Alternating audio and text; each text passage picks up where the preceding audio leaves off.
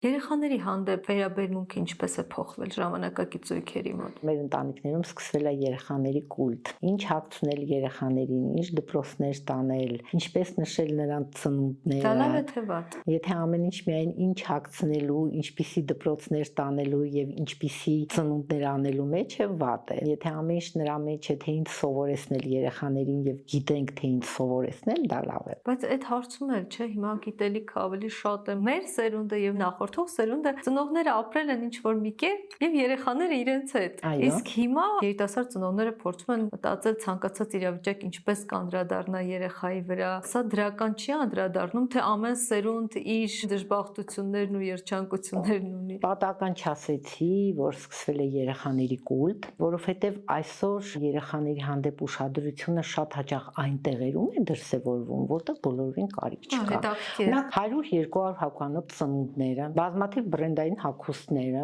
անվանի դպրոցները, որտեղ խնդիրը հենց անվանի դպրոց լինելն է, ոչ թե նայել երեխան ինչ է սովորում,